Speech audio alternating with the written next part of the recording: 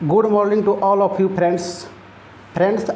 आज मैं फिर से एक बार मैथ का कुछ अच्छे क्वेश्चन लाया हूँ, तो आप लोग बने रहिए मेरे साथ और वीडियो को ज़रूर लाइक कीजिए और चैनल को ज़रूर सब्सक्राइब कीजिए।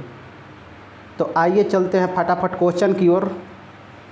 क्वेश्चन नंबर फर्स्ट है, प्रथम 50 प्राकृत संख्या का औसत क्या होगा। तो दोस्तों देखिए यहाँ पर करना क्या है, प्रथम 50 प्राकृत संख्या का औसत निकालना है। तो दोस्तों सबसे पहले आप लोग को फार्मूला याद रखना चाहिए। तो फार्मूला यहाँ पर क्या होता है, n+1/2 यही फार्मूला होता है 50 प्राकृत संख्या का औसत का। तो दोस्तों यहाँ पर मान रख दीजिए 50 + 1/2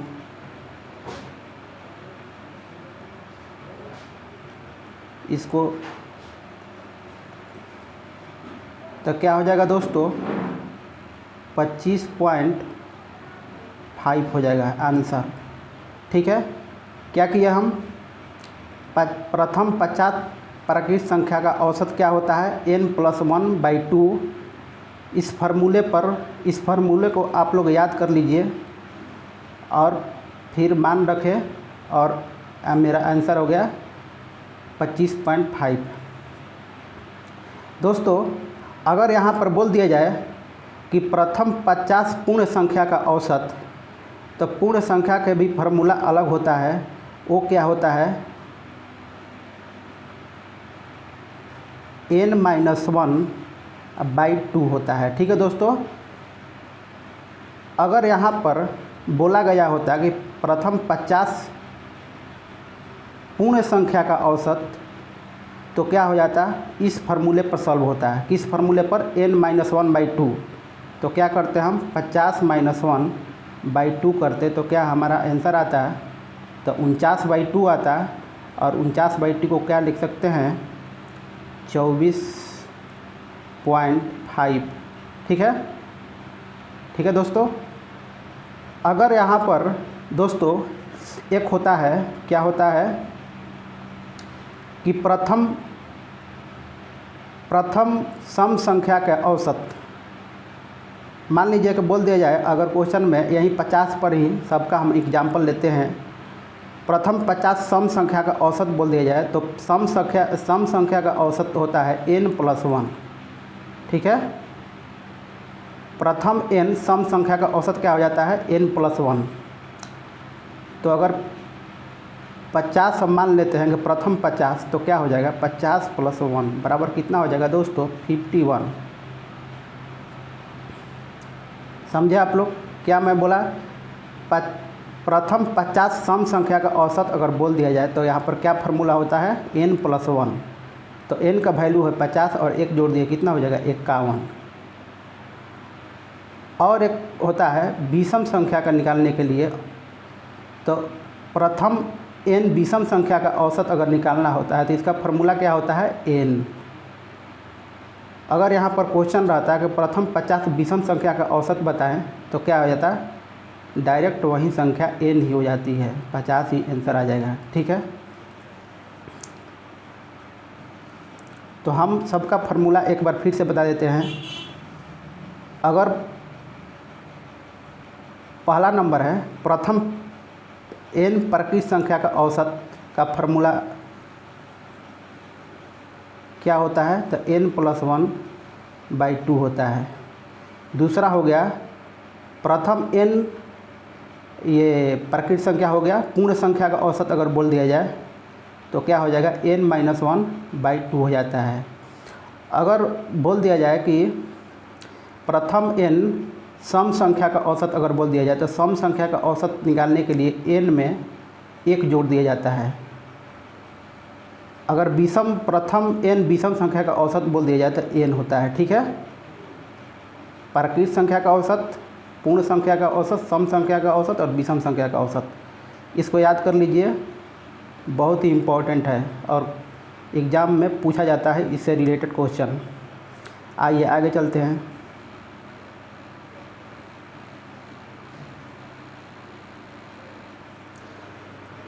आगे क्वेश्चन है 90 का क्रयमूल्य में जो 60 का विक्रयमूल्य का बराबर है, लाभ प्रतिशत ज्ञात करें। दोस्तों यहाँ पर होगा 90 वस्तुओं का क्रय मूल्य जो 60 वस्तुएं के बराबर है, तो लाभ प्रतिशत ज्ञात करें। ठीक है, क्या होगा क्वेश्चन, 90 वस्तुओं का क्रय मूल्य जो 60 वस्तुओं के विक्रय मूल्य के बराबर है, तो यहाँ पर लाभ प्रतिशत ज्ञात करेंगे। तो दोस्तों यहाँ पर क्या कीजिए कि 90 CP बराबर क्या होता है, ध्यान दीजिए यहाँ पर 60 क्या होगा SP। ठीक है, तो CP/SP अगर करेंगे हम CP/SP, तो CP क्या हो जाएगा 60 और SP क्या हो जाएगा 90। तो दोस्तों यहाँ पर लाभ प्रतिशत ज्ञात करना है, तो हमारा लाभ कितना हो रहा है, तो CP-SP कितना हो गया दोस्तों 30 आ गया। तो हम लाभ प्रतिशत निकालेंगे, तो क्या हो गया 30 × 100 बटा में लाभ × 100 बटा में क्रय मूल्य, उसका फार्मूला होता है, क्या होता है, तो लाभ कितना हुआ मेरा 30 का गुणा 100 बटे में क्रय मूल्य क्या होगा दोस्तों, यहाँ पर CP कितना आया है 60। तो दोस्तों 30 × 60 ये 50, तो 50% आंसर आ गया मेरा। ठीक है, 50%। एक बार फिर से क्या बोल रहा है कि 90 वस्तुओं का क्रय मूल्य 60 वस्तुओं के विक्रय मूल्य के बराबर है, तो यहाँ पर CP क्या हो गया, तो देखिए यहाँ पर कीजिए क्या, डायरेक्ट अगर एग्ज़ाम में सॉल्व करना है तो CP/SP नहीं करना है। ठीक है, क्या नहीं करना है, CP/SP निकालना नहीं है। जहाँ पर विक्रय मूल्य है ये CP हो जाता है। ठीक है, आप लोग ध्यान दीजिए, और जहाँ पर क्रय मूल्य है वहाँ पर SP हो जाता है, अपोजिट हो जाता है। ठीक है, ये क्या हो जाएगा CP और यहाँ पर क्या हो जाएगा SP, एक दूसरे के उल्टा हो जाता है। हम तो पहले बता चुके हैं। ठीक है, क्योंकि यहाँ पर 90 CP कीजिएगा अब बराबर 60 SP कीजिएगा, तो ये क्या हो जाएगा CP, ये क्या हो जाएगा SP। तो हम लोग का लाभ प्रतिशत ज्ञात करना है, तो लाभ प्रतिशत, लाभ कितना हो रहा है 30 का लाभ × 100 अब बटा में CP क्या है दोस्तों, CP 60 है, 2 से जाएगा ये 50 हो गया, 50% मेरा क्या आ जाएगा आंसर आ जाएगा। नेक्स्ट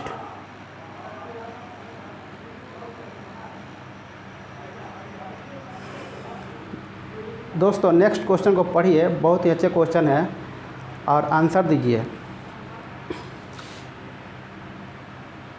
क्वेश्चन में क्या बोला जा रहा है कि यदि 11 अंक की कोई संख्या ये है, इतना संख्या है, संख्या को 72 से विभाजित किया जाए तो x का न्यूनतम मान के लिए 9x - 2y का वैल्यू बताना है। दोस्तों ऐसा क्वेश्चन एग्जाम में बार बार रिपीट होता है। ठीक है, तो चलिए आइए देखिए कैसे सॉल्व होगा ये। आप पहले क्या कीजिएगा, इस संख्या को लिखिए। ठीक है, तो हम लिखे 5y 5 8 8 8 4 0 6 x 6। इस संख्या को हम पहले लिख लिए। बोल क्या रहा है 72 से विभाजित करना है इसको, तो 72 का दोस्तों मल्टीप्लाई क्या होता है, मल्टीपुल होता है 72 का। यहाँ पर देखिए 9 × 8 होता है, एकदम होता है। ठीक है, तो पहले तो अगर 9 से और 8 से अगर ये विभाजित हो जाए ये संख्या, तो ये संख्या 72 से भी विभाजित होगी। इतना समझ में आ रहा है। ठीक है, पहले हम 8 का विभाजित का नियम क्या है, 8 का विभाजित का नियम क्या है, अगर किसी संख्या का लास्ट 3 अंक अगर 8 से विभाजित हो जाए तो वह पूरी संख्या 8 से विभाजित हो जाती है। यहाँ पर शर्त भी दिया हुआ है, क्या दिया हुआ है, x के न्यूनतम मान के लिए यहाँ पर x का न्यूनतम मान रखेंगे, न्यूनतम। ठीक है, तो न्यूनतम मान सबसे पहले क्या रखेंगे, 0 ही रख लेते हैं। सबसे पहले क्या रखेंगे, क्योंकि न्यूनतम मान बोल रहा है, अगर न्यूनतम मान नहीं बोलता तो कुछ भी हम रख सकते थे यहाँ पर। तब पहले 0 रख कर देखेंगे तो 8 × 7 = 56, और 46 नहीं कटेगा। फिर इसके बाद एक रख कर देंगे, 1 1 तो 8 7 56 और 5 56, फिर 8 7 56। दोस्तों अगर x का मान यहाँ पर 1 रख रहे हैं तो ये तीनों अंक विभाजित हो रहा है। आप यहाँ पर 6 1 6 को 8 से विभाजित करके देखिएगा तो ये पूरी कट जाएगा। ठीक है, तो x का मान यहाँ पर क्या रख लिए, 1 रख लिए। ठीक है, एक वो न्यूनतम मान है जिससे ये पूरी तरह से 8 से विभाजित हो जाएगा। ठीक है, ये तो सॉल्व हो गया, 8 का काम ख़त्म हो गया। अब कौन सी काम करना है, 9 वाली काम करना है। 9 से विभाजित का नियम लगाना है। तो 9 से विभाजित का नियम क्या है, अगर कोई भी संख्या का योग 9 से विभाजित हो जाए, अगर किसी भी संख्या का योग 9 से विभाजित हो जाए तो वह पूरी संख्या का योग अगर 9 से विभाजित हो जाए तो वह संख्या 9 से विभाजित हो जाती है। ठीक है, तो यहाँ पर करेंगे क्या, सबको जोड़ कर देखेंगे और विभाजित करेंगे 9 से। तो 5 5 10, 10 में अगर 5 5 10 जोड़े तो 9 से विभाजित हो जाएगा, बचेगा कितना, 1। तो 1 इसमें 8 में जोड़ देंगे तो कितना हो जाएगा, 8 1 9, और 9 भी विभाजित हो जाएगा, इसका भी काम ख़त्म हो जाएगा। फिर 8 8 2 16 4 20 हुआ, तो 9 दूना 18, 2 बचा और 6 और 6 12 1 13 और 13 2 15। तो दोस्तों 15 में अगर 9 से विभाजित करेंगे तो 6 बचेगा। 9 से विभाजित करेंगे कितना बचेगा, 6 बचेगा। और 6 में कितना जोड़ेंगे कि ये 9 से विभाजित हो जाए, तो 6 में अगर हम 3 जोड़ देंगे तो ये 9 से विभाजित हो जाएगा, यानी कि y का मान कितना मिला, 3 मिला। ठीक है, तो y का मान 3 मिला और x का मान कितना मिल गया, x का मान मिला हम लोग को 1। तो दोस्तों यहाँ पर कितना, 9x - 2y का वैल्यू निकालने के लिए बोल रहा है। तो 9x, तो 9 गुणा x का मान 1 हो जाएगा, प्लस माइनस और y का मान हो जाएगा 3। तो दोस्तों यहाँ पर 9 और -6 कितना हो जाएगा, 3 हो जाएगा। 3 आंसर आ गया। एक बार फिर से शॉर्टकट में समझा देते हैं। करेंगे क्या, हम लोग इस संख्या को हम पहले लिखें। ठीक है, 72 का मल्टीपुल देखें तो 72 का मल्टीपुल क्या होगा, 9 गुणा 8। 8 का विभाजिता का नियम लगाए तो 8 का विभाजिता का नियम क्या है कि किसी भी संख्या का लास्ट 3 अंक 8 से विभाजित होना चाहिए। इसमें भी शर्त दिया हुआ है कि x का न्यूनतम मान के लिए तो x का पहले 0 मान रख कर देखेंगे, फिर 1, फिर 2, फिर 3, फिर 4, फिर 5, फिर 6, इस प्रकार यहाँ पर रखते जाएंगे और देखते जाएंगे। सबसे पहले जिससे विभाजित हो जाएगा वही x का मान होगा। तो 1 हम रखें तो पहले विभाजित हो गया तो x का मान 1 हो गया। ठीक है, काम खत्म 8 का। अब 9 का काम आ गया। 9 से विभाजिता का नियम देखेंगे तो 9 से संख्याओं का योग अगर 9 से विभाजित हो जाता है तो वह संख्या 9 से विभाजित हो जाती है। तो हम 9 का विभाजिता का नियम लगाए तो क्या आया, y बराबर हमारा क्या आया, y बराबर 3। फिर मान 9x - 2y में x और y का मान पुट किए और मेरा आया कितना आंसर, 3। आगे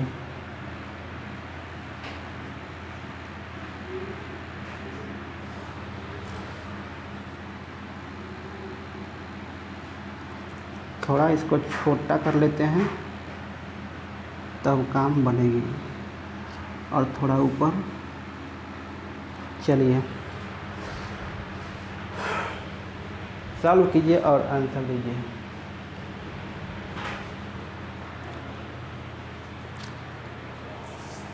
क्या बोला जा रहा है क्वेश्चन में, एक दूध व्यापारी 50 लीटर दूध 45 रुपये प्रति लीटर की दर से खरीदता है और इसमें 5 लीटर पानी मिला देता है। वह मिश्रण को 45 रुपये प्रति लीटर के दर से बेचता है, तो व्यापारी का लाभ प्रतिशत ज्ञात कीजिए। क्वेश्चन को एक बार ज़रूर पढ़िए।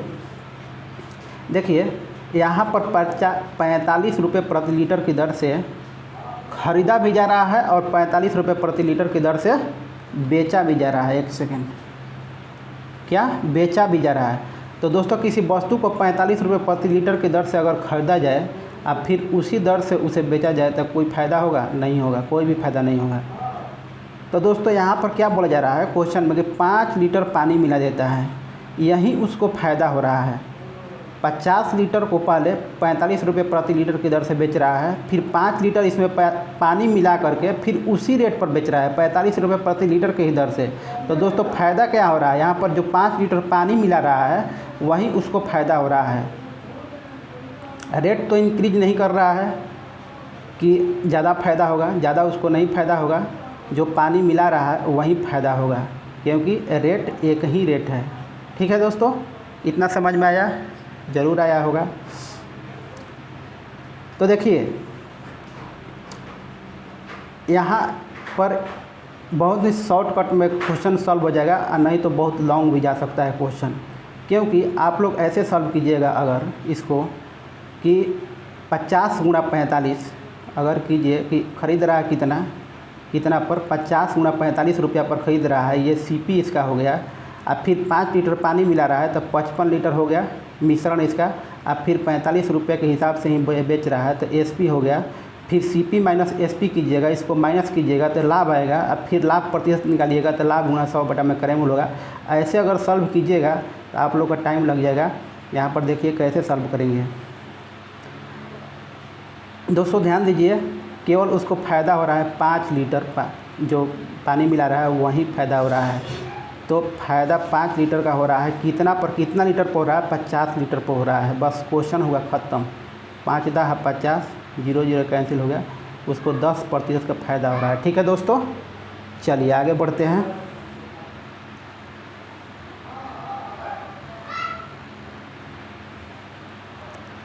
एक डीलर किसी वस्तु का क्रय मूल्य से 40% ज़्यादा अंकित करता है और उसे अंकित मूल्य पर 20% तथा 25% के 2 क्रमिक छूट के साथ ग्राहक को बेच देता है। यदि उसे 140 रुपये का हानि होती है तो वस्तु का क्रय मूल्य बताएं। क्वेश्चन को पढ़िए एक बार और फिर सॉल्व कीजिए।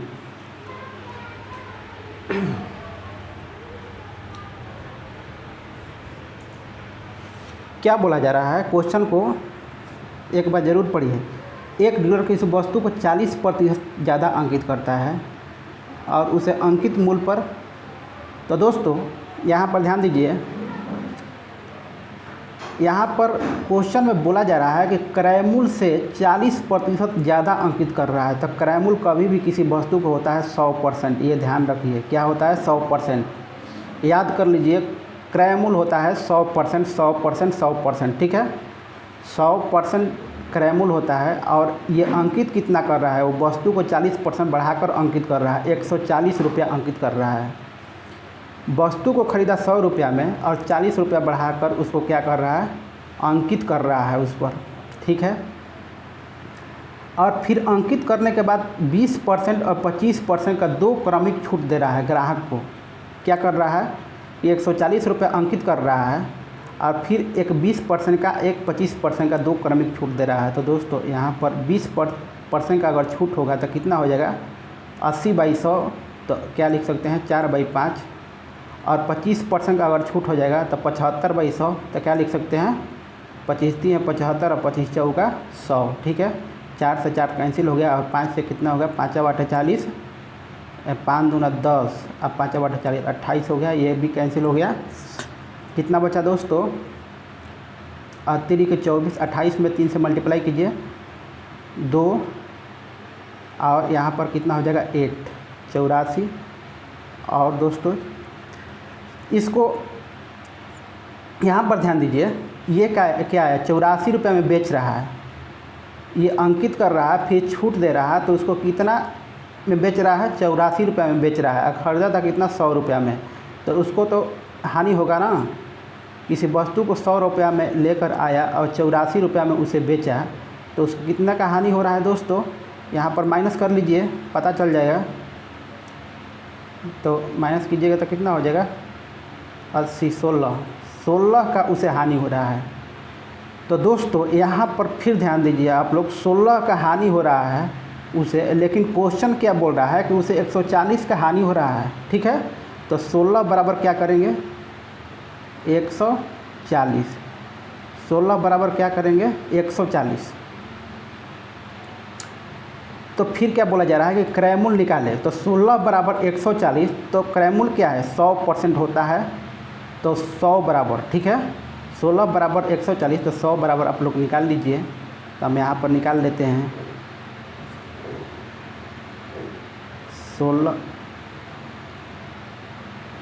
16 बराबर कितना 140 था, तो 100 बराबर कितना हो जाएगा 140 बाई 16 गुणा 100,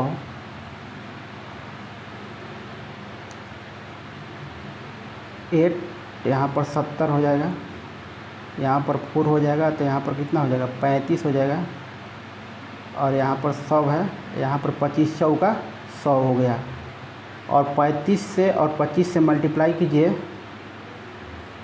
तो मल्टीप्लाई कीजिए तब यहाँ पर 25 कीजिए तब से कितना हो गया 25 5 125 और 75, तो कितना होगा दोस्तों 5 7 8 875 आंसर आ रहा है। ठीक है, एक बार साफ साफ लिख देते हैं। 16 बराबर कितना आ रहा था 144, तो 100 बराबर अगर निकालिएगा तो कितना हो जाएगा दोस्तों 875। ठीक है, करेक्ट आंसर।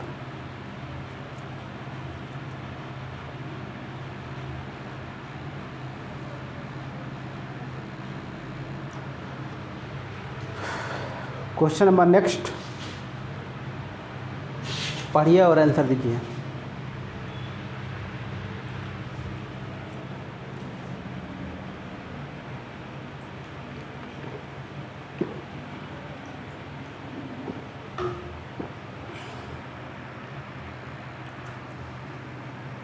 थोड़ा सा आगे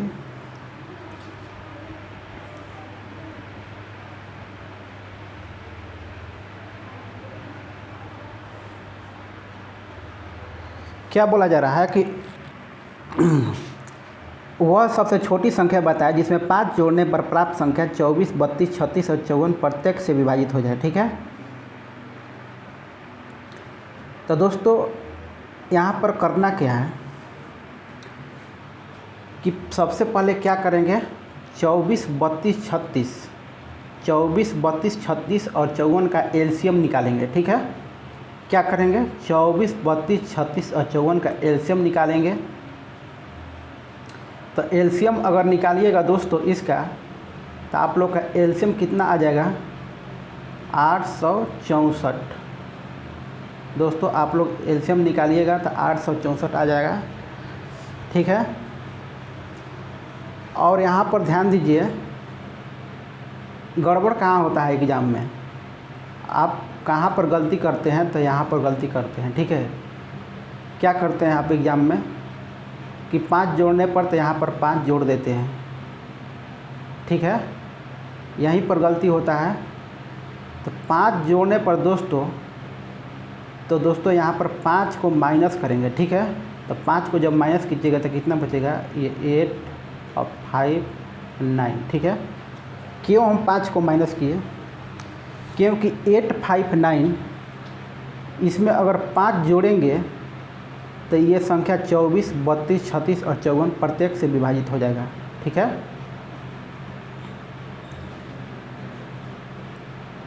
चलिए आगे।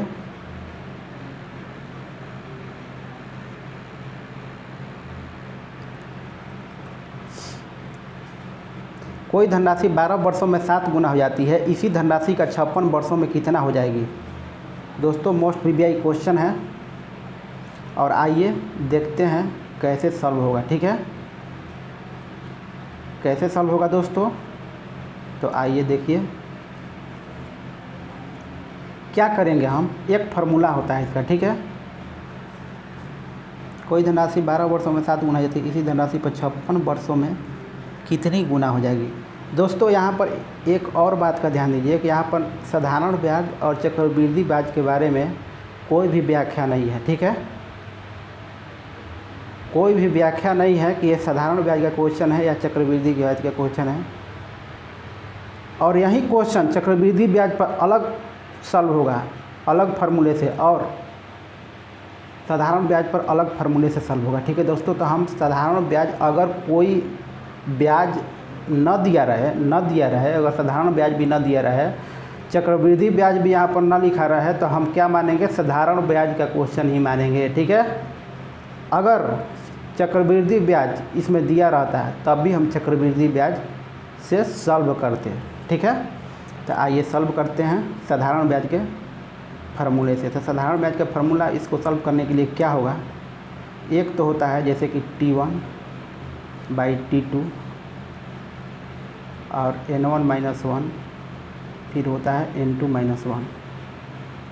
और इसी फार्मूले को ऐसे भी आप लोग लिख सकते हैं। कैसे लिख सकते हैं, यहाँ पर T2 हो जाएगा, फिर यहाँ पर T1 हो जाएगा, फिर क्या हो जाएगा, -1 हो जाएगा, और N1-1 हो जाएगा।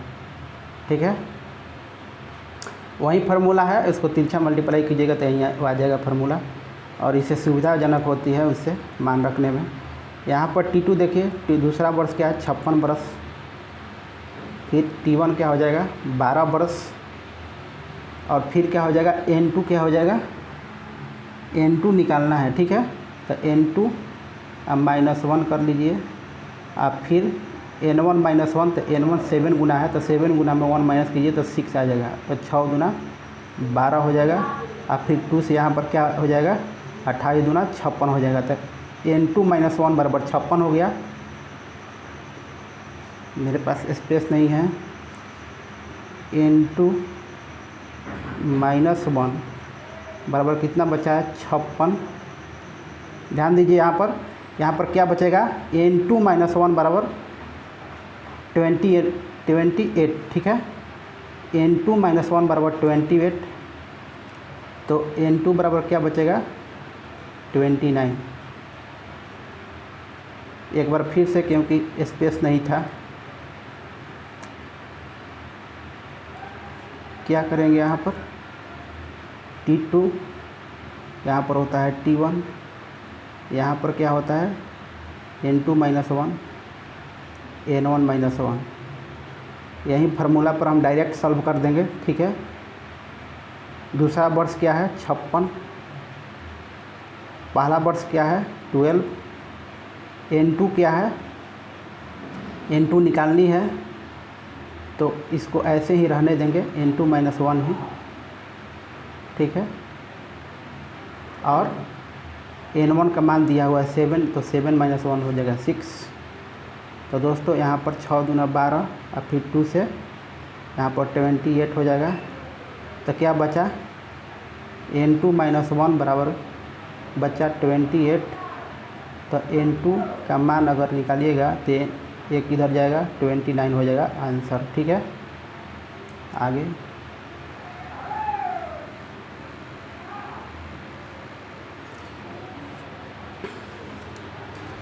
दो वर्षों के समान दर पर अर्जित होने वाले साधारण ब्याज और चक्रवृद्धि ब्याज का क्रमशः 1500 रुपये और 1575 रुपये है, तो ब्याज की दर कितना होगा।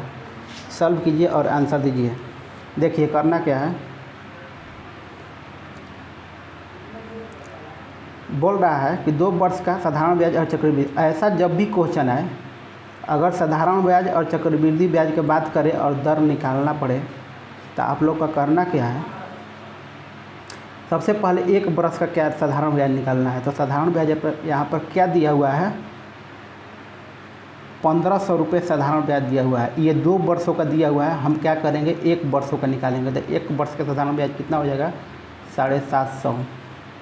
दोस्तों दर निकालने का फार्मूला होता है अंतर, तो अंतर दोनों का क्या हो जाएगा 75 बटे में 1 वर्ष का साधारण ब्याज। 1 वर्ष का साधारण ब्याज क्या निकालें 750 और गुणा 100 कट जाएगा 75, यहाँ पर भी कट जाएगा। कितना आंसर आया 10%। एक बार फिर से क्वेश्चन को ध्यान से पढ़िए। 2 वर्षों का साधारण ब्याज दिया हुआ है क्वेश्चन में, और 2 वर्षों का चक्रवृद्धि ब्याज दिया हुआ है और ब्याज का दर निकालने के लिए बोल रहा है। ठीक है, तो हम करेंगे क्या, इसका फार्मूला होता है दर निकालने के लिए अंतर बटे में अंतर क्या किए, 1575 में 1500 माइनस किए तो अंतर 75 आया। अब बटे में एक बरस का साधारण ब्याज, तो एक बरस का साधारण ब्याज यहाँ पर निकाले हैं। एक बरस का साधारण ब्याज क्या होगा 750। 2 बरस का साधारण ब्याज 1500 रुपया है, तो एक बरस का कितना हो जाएगा 750। 750 गुणा 100, अंतर बटा में एक बरस का साधारण ब्याज गुणा 100, कट किए 10% आया। अगर यहाँ पर ये भी बोलता है कि क्या कहलाता है मूलधन निकालें, मूलधन अगर यहाँ पर निकालने के लिए बोल दिया जाए तो इतना तो ज़रूर करना पड़ेगा दोस्तों, दर ज़रूर आप लोग को निकालना पड़ेगा। शुरू में ये काम करना ही करना पड़ेगा, ठीक है, तभी निकल सकता है। तो देखिए मूलधन फिर कैसे निकालेंगे हम, तो मूलधन बराबर क्या होता है ब्याज गुणा 100। तो एक बरस का साधारण ब्याज भी ही यहाँ पर लेंगे, तो एक बरस का साधारण ब्याज क्या हो जाएगा 750 और ब्याज गुणा 100।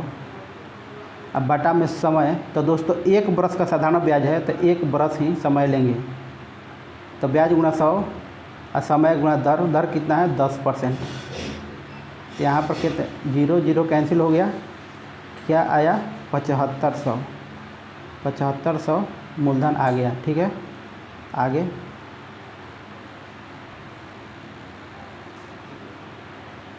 आगे क्या है, क्वेश्चन कट रहा है क्या, हाँ, किसी मोटर बोट, एक मिनट, किसी मोटर बोट का शांत जल में चाल 45 किलोमीटर प्रति घंटा है। यदि धारा का अनुकूल 80 किलोमीटर प्रति घंटा की दूरी तय करने में मोटर बोट को 1 घंटा 20 मिनट का समय ले, तो उतना ही दूरी धारा के विपरीत दिशा में तय करने में वो कितना समय लेगा। क्वेश्चन को एक बार पढ़िए, 2 बार पढ़िए, 3 बार पढ़िए दोस्तों, बहुत ही सिंपल क्वेश्चन है, ठीक है। चलिए आइए सॉल्व करते हैं, कैसे सॉल्व होगा। करना क्या है यहाँ पर कि मोटर बोट को शांत जल में चाल दिया हुआ है, तो शांत जल में चाल क्या होता है, एक्स का मान कितना दिया हुआ है 45, ठीक है, 45 किलोमीटर प्रति घंटा। स्पेस नहीं है इसलिए लिखना भी ठीक नहीं है, किलोमीटर प्रति घंटा आप लोग समझ ही जाएंगे। 45 किलोमीटर प्रति घंटा शांत जल में चाल जो है, देखिए इसका मतलब समझिए, शांत जल का मतलब क्या होता है कि धारा के न विपरीत दिशा में बोला जा रहा है और न ही धारा के दिशा में बोला जा रहा है, शांत जल में चाल है, ठीक है। अब क्या बोला जा रहा है, यदि धारा के अनुकूल 80 किलोमीटर प्रति घंटा की दूरी तय करने में मोटर बोट को 1 घंटा 20 मिनट का समय लेता है, मतलब कि धारा के अनुकूल क्या होता है x + y, शांत जल में चाल प्लस धारा के चाल, धारा के अनुकूल। अगर शांत जल में धारा के चाल जोड़ दिया जाए, अगर उसमें धारा के चाल ऐड कर दिया जाए तो क्या हो जाएगा, धारा के अनुकूल चाल हो जाएगा। तो धारा का अनुकूल चाल कितना होगा 80 किलोमीटर दूरी बटा में चाल कितना है, धारा के अनुकूल 80 किलोमीटर 20 मिनट का समय लेता है, तो चाल बराबर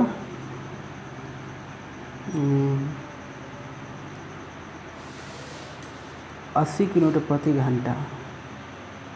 यहाँ पर ये गलत है, यहाँ पर 80 किलोमीटर प्रति घंटा नहीं होगा दोस्तों, 80 किलोमीटर का दूरी तय करने में 1 घंटा 20 मिनट के समय लेता है। तो 80 बटे में कितना हो जाएगा, 1 घंटे 20 मिनट को आप लोग अगर कीजिएगा तो कितना हो जाएगा, 1 बटे में कितना हो जाएगा 3, 1 बटे में 3 यानी कि 4 बटे 3, तो 4 यहाँ पर कितना, यहाँ पर 3, तो 4 दूना 8 बराबर कितना हो जाएगा, 4 दूना 8 60 किलोमीटर प्रति घंटा। देखिए एक बार फिर से, शांत जल में चाल है 45 किलोमीटर प्रति घंटा, धारा के दिशा में चाल हम निकालें तो धारा की दिशा में दिया हुआ है कि 80 किलोमीटर की दूरी तय करने में 1 घंटा 20 मिनट का समय लेता है। तो दूरी बटे चाल, दूरी बटा समय, तो दूरी 80 किलोमीटर और समय क्या हुआ 1 घंटा 20 मिनट समय दिया हुआ है। तो 1 घंटे 20 मिनट को हम अगर घंटे में चेंज करेंगे तो 1 घंटे ये तो है, और 20 मिनट को चेंज करेंगे तो 1/3 होगा, यानी 4/3 होगा। तो 4/3 60 किलोमीटर प्रति घंटा, ठीक है। इतना समझ में आया। चलिए आगे बढ़ते हैं। अब क्या करना है, समय लेता है दूरी के विपरीत दिशा में उतनी ही दूरी धारा के विपरीत दिशा में वह कितने समय लेगा। उतनी ही दूरी धारा के विपरीत दिशा चलने में वह कितने समय लेगा। ठीक है, तो यहाँ पर ध्यान दीजिए, धारा के विपरीत दिशा में उसका चाल क्या होगा। धारा के दिशा में उसका चाल है 60 किलोमीटर प्रति घंटा। तो यहाँ पर धारा के विपरीत दिशा से पहले धारा का चाल अगर निकालिएगा तो धारा का चाल कितना हो जाएगा, 60 माइनस 45 कितना हो जाएगा, 15 किलोमीटर प्रति घंटा धारा का चाल हो जाएगा। ठीक है, क्या हो जाएगा, धारा का चाल 15 किलोमीटर प्रति घंटा। तो धारा के विपरीत दिशा में चाल अगर x माइनस वाई यहाँ पर निकालते हैं तो धारा के विपरीत दिशा में चाल क्या हो जाएगा, तो धारा के विपरीत 45 माइनस कितना हो जाएगा, 15 बराबर 30 किलोमीटर प्रति घंटा। यहाँ पर पेन थोड़ा चलने में दिक्कत हो रहा है, 1 मिनट दोस्तों।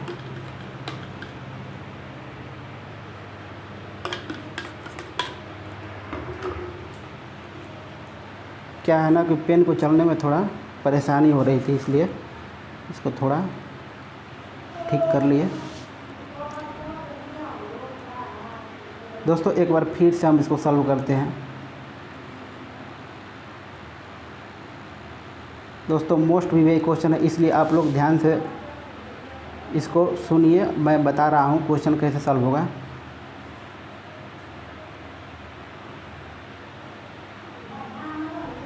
अब देखिए ये कहाँ से आ गया।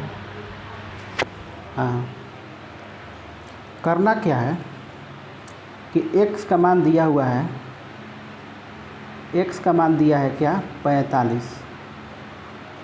धारा के अनुकूल तो x प्लस वाई बराबर क्या हो जाएगा, 80 बटे में 1 घंटे 20 मिनट समय दिया हुआ है। तो 1 घंटे 20 मिनट को हम घंटे में चेंज करेंगे तो कितना हो जाएगा, 1/3 बराबर 4/3 हो जाएगा। ठीक है, कितना हो जाएगा, 2 हो जाएगा, कितना हो जाएगा, 60 किलोमीटर प्रति घंटा। 60 किलोमीटर प्रति घंटा ये क्या आया, धारा के दिशा में चाल। तो दोस्तों धारा की चाल क्या होगा, तो धारा का चाल हो जाएगा y बराबर क्या हो जाएगा दोस्तों, यहाँ पर 60 माइनस 45 बराबर 15। तो दोस्तों धारा के विपरीत दिशा में चाल क्या हो जाएगा, x माइनस वाई क्या हो जाएगा यहाँ पर, तो क्या कर लेंगे, 45 माइनस कितना कर लेंगे, 15 बराबर कितना हो जाएगा, 30 किलोमीटर प्रति घंटा। ठीक है, अब हो गया क्वेश्चन सॉल्व। बस इतना ही करना था दोस्तों, धारा के विपरीत दिशा में चाल निकालना था। तो धारा के विपरीत दिशा में चाल हम लोग का निकल गया। तो अब करेंगे क्या कि अब क्या बोला जा रहा है कि उतना ही दूरी, तो दूरी उतना ही है, कितना, 80 किलोमीटर ही है, 80। ठीक है, धारा के विपरीत दिशा में तय करने में कितना समय लगेगा, तो दोस्तों दूरी इतना ही है और धारा के विपरीत दिशा में चाल हम लोग का क्या है, 30 किलोमीटर प्रति घंटा। 30 से भाग कर लिए, कितना हो गया, 8/3।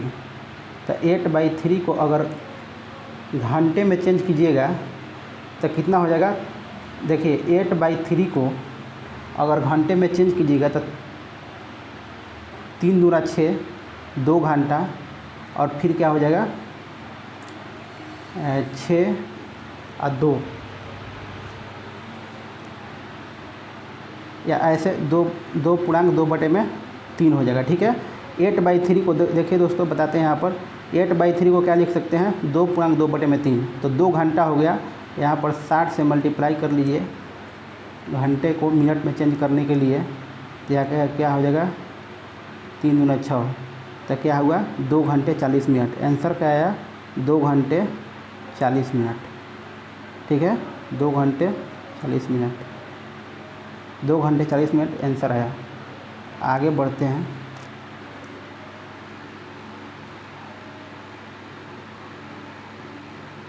दोस्तों क्या है ना कि हम बहुत डीपली बताने लगते हैं, इसलिए थोड़ा समय लग जाता है। नहीं तो अगर चाहे तो हम 5 मिनट में ही क्वेश्चन को ख़त्म कर सकते हैं।